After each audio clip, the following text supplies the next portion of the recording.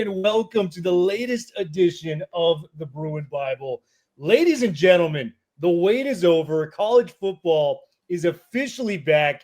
Game week at the Rose Bowl this weekend. Will Decker and the madman to my right, per usual. We're going to start this thing off right.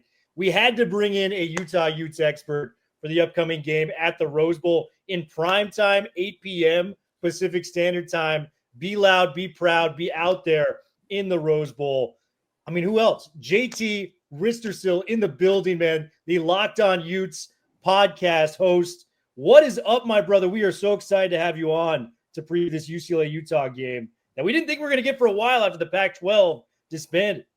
Yeah, first of all, just great being on with you guys. Appreciate you having me on. And I thought all these Pac-12 rivalries were in a lot of trouble. So cool that Utah and UCLA were able to get together so quickly. We'll see y'all in Salt Lake next season as well. So glad we're able to prevail some of this. And Will, you said it best. I mean, college football, week 0 is always a nice appetizer. But we get a full serving this week and the best game to top it off on Saturday evening. Now, there's some other top 10 matchups throughout the day, but the best one to end the day is Utah-UCLA. Really fired up for this one. It really feels like Christmas Eve going over some college football games that are starting. And I want to start when it comes to previewing Utah. This offense is going to look a lot different this year, and Utah fans are very excited about that. It's kind of ironic a BYU quarterback is actually going to be the offensive coordinator for Utah this year in Jason Beck. A lot of things went wrong last year. You know, when you look at the offense, it was a very consistent unit traditionally under Whittingham. You know, Jamal and I expressed pre-show the love we have for Kyle Whittingham as a coach. But look at this, 115th in total offense last year, 102 in scoring offense, and in the late 90s on the rushing and passing offense, you bring in Jason Beck, who comes from New Mexico. He was with the Lobos last year, and it was a top 5 rushing offense within all of college football last year. We're going to get to his signal caller in a second, but we want to talk about Jason Beck and what he brings and what is the kind of the hype he brings to the Utah Utes in an offense that really needs some juice in 2025. Yeah, he ended up being Utah's 3rd offensive coordinator choice, basically. They went after 2 other guys, missed out on them. One went to Oklahoma, one went to Tech. So you ended up with Jason Beck. And honestly, I think they might have ended up with the best guy for Utah. Will he be the best of those 3? That remains to be seen. But man, does Jason Beck feel like a great pick to be Utah's next offensive coordinator. This Utah offense, and you mentioned it, Will, it was at least consistent with the last couple of years for Kyle Whittingham. It was Andy Ludwig who was the guy there, and he was the one who helped his team win the Pac-12 titles. You know, 2019, that season you fall short of the college football playoff. That was all Andy Ludwig. But as is the case with all kind of coaches, I think the game passed them by. And I feel like that's what happened with Andy Ludwig. Utah really just neglected their quarterback development. And the past 2 seasons, injuries to Cam Rising at the quarterback position completely sank the offense. And now for Utah, it was like, all right, we need to retool it. We need to figure out how can we grow this offense. So also if something happens to Devin Dampier, like it's not like, hey, we're a disaster on offense. And Jason Beck feels like the guy who's going to be able to do that. You mentioned the rushing offense. They were 4th in yards per game a season ago. Really just did a good job designing an offense too that supports Devin Dampier. We can talk about what he does in a moment, but I'm really excited that he's coming in because of just also the motion, the different things he does. Like Utah was just a very stagnant offense last season. The creativity that he brings, the hunger that he brings too, even though he was a former BYU quarterback, he's ready to get after it, and he's excited to play BYU this season. I have high expectations for him. I think this offense is going to be much evolved. I think Kyle Whittingham, who did mention in his old age he's starting to get softer, is going to be more willing to give up some of the control and how rigid he's been. I mean, do you guys remember the last time our teams played, like the offense in that game in 23? Oh, yeah. Yeah. And it was like 14-7. 14-7. In that game, Kyle refused to let Nate Johnson, Utah's quarterback, throw because it's like we think we can just win it by not turning it over. I think Utah will be willing to let Devin Dampier be Devin Dampier. He had 12 interceptions last year. I think Jason Beck is going to be able to run his offense more. Kyle mentioned he's gotten softer, a little bit more collaborative, and I think that's going to be a really good result for a Utah team that they were dreadful on offense last year. With a couple of pieces they have here, I think they could be a top 6 unit in the Big 12, which is good as some of the quarterbacks they have, would definitely be saying something.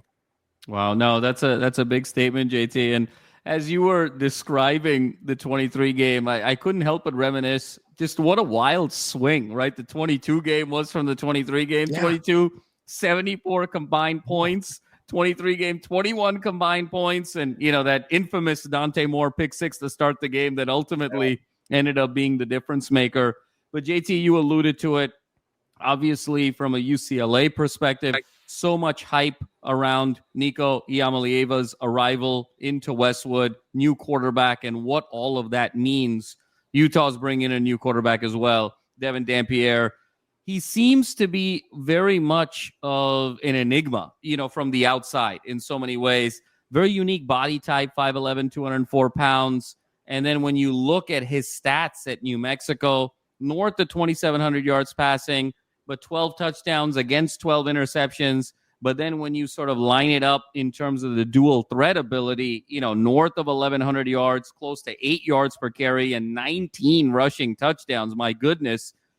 Talk a little bit about Devin Dampierre and what do Bruin fans need to expect and what should they really be worried about with this dual threat, unique body type?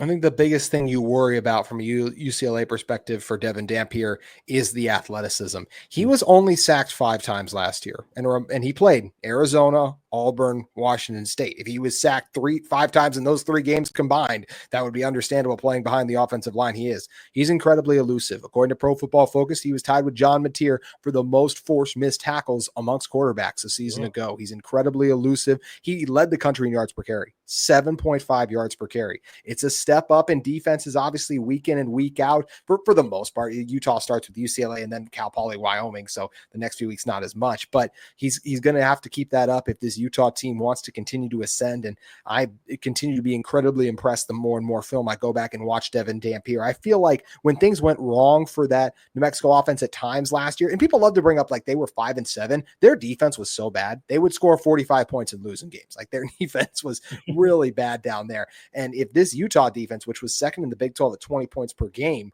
can just be that, and this New Mexico offense the Utah offense, which is becoming basically New Mexico offense 2.0, can just even be a fraction of what they were last year, this Utah team should be in for a major bounce back season. But Dampierre has a lively arm. He's willing to take some chances at times. He's talked about cleaning that up, and I do feel like because how anti-turnover Kyle Whittingham is, every coach is, but then there's Kyle Whittingham, like we referenced that game, he's willing to like do nothing on offense because he doesn't want to risk the chance of a turnover.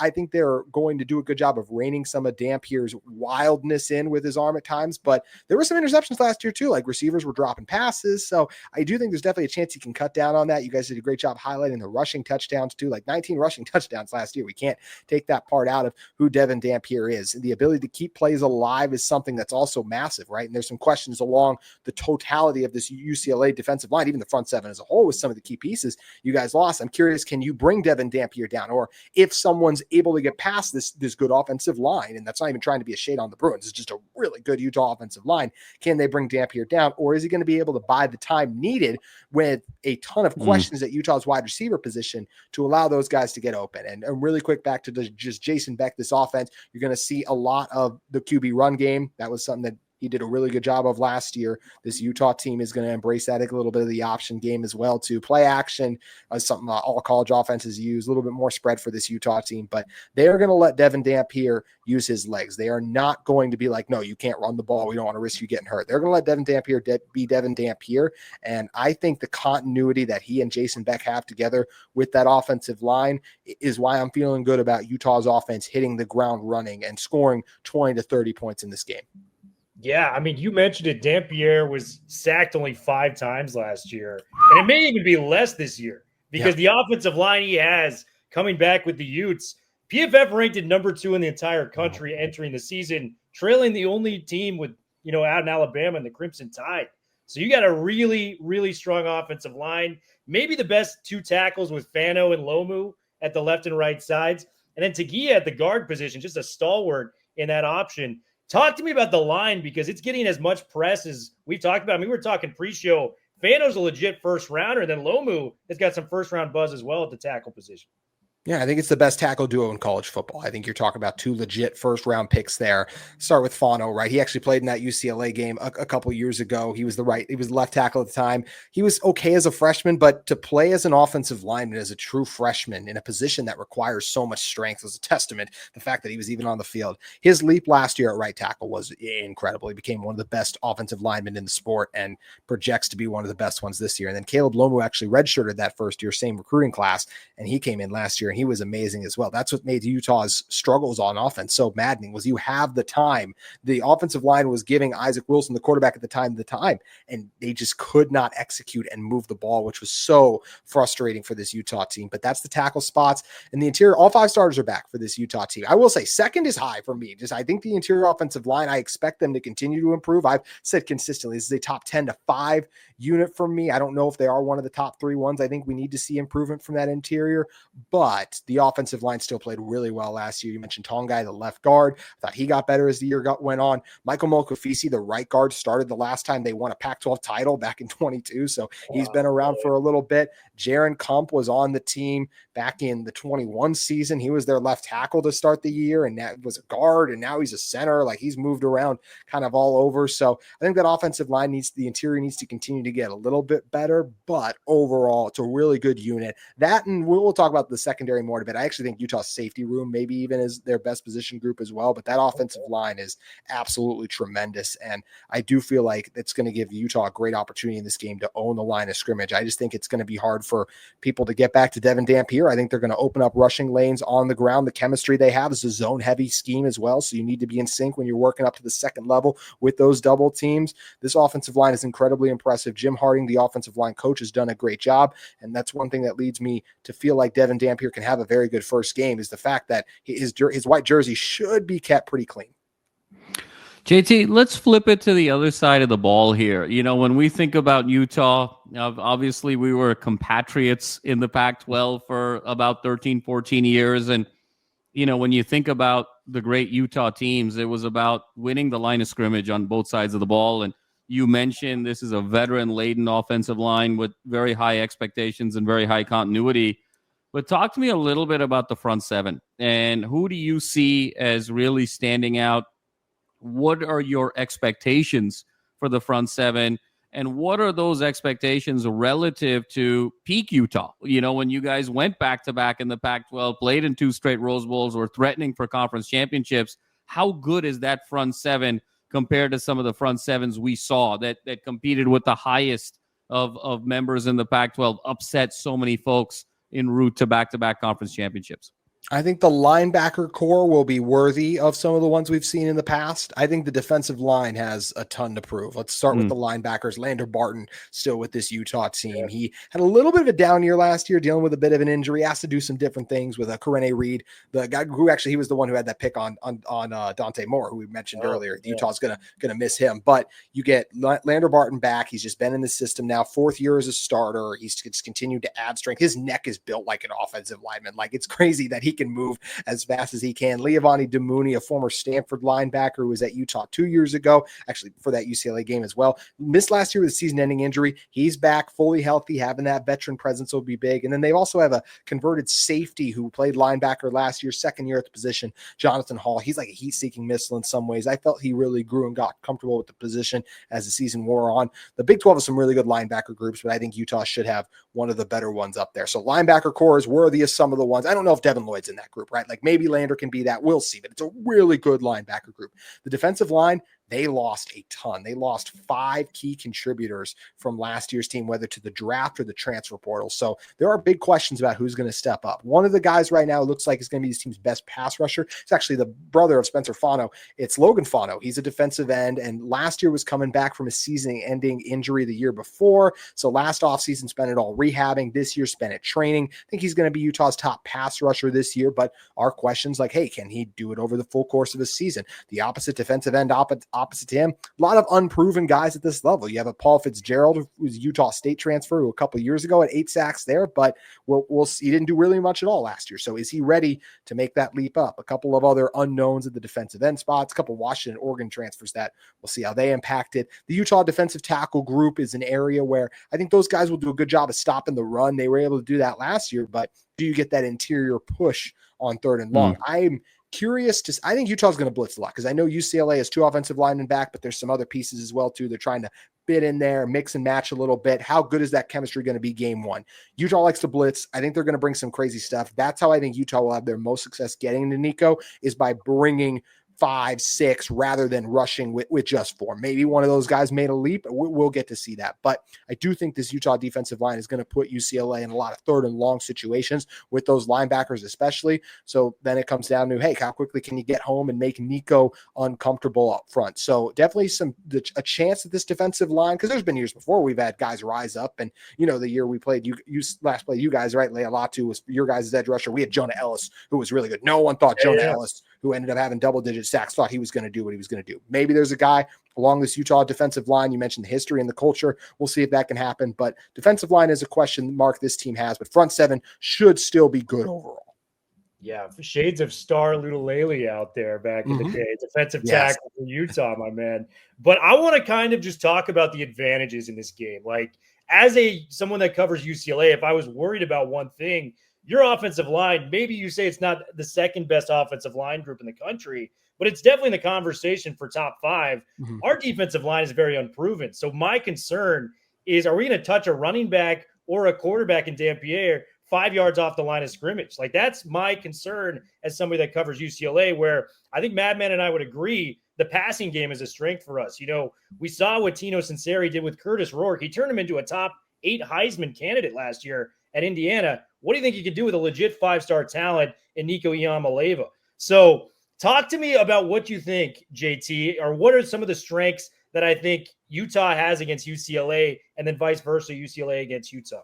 Yeah, I think you mentioned the one right away. I think Utah will be able to run the ball. I'll also say this. If I'm UCLA, there's a lot of unproven guys at wide receiver for Utah. I'm loading the box like crazy, and I'm making some of these guys who are really unproven at the P4 level. There's a guy like Utah's at wide receiver, Tobias Merriweather. He was a 4-star at Notre Dame at one point, but injuries and inconsistencies have plagued his career. Was at Cal last year and was injured for most of it. He's had a good fall camp, but he was a spring ad. So how quickly can he get up to speed with everything? I'm curious to see. Camp buzz has been good for him overall, but which receivers on the outside are going to make plays? Because I do think UCLA should load the box, but also in some ways, I don't know how. I still think Utah runs the ball well. I just feel like even if there's the extra man in there, Dampier, and then Wistrcill Parker, the freshman running back from Washington State last year. He had over 700 yards as a true freshman. He had averaged over 5 yards per carry. And they have Nicoire Rogers, who was with Jason Beck at New Mexico as well, who plays somewhat of a role. But I think Utah's running backs and quarterback as well, too, are going to be able to make those extra guys miss. And I do expect Utah to run the ball. But I am curious to see third and long situations, like how Devin Dampier does taking care of the ball, how those wide receivers do on the outside. I think UCLA's game is absolutely get Utah in third and long and make Devin Dampier have to put the ball through the air to beat us, because I think he can do it. He threw for a lot. I mean, he didn't get like Arizona. He threw for a ton of yards against a lot of those teams, but you want to see if he can do it, because you know how dangerous his legs can be more than the arm, and the questions at the pass catcher spot.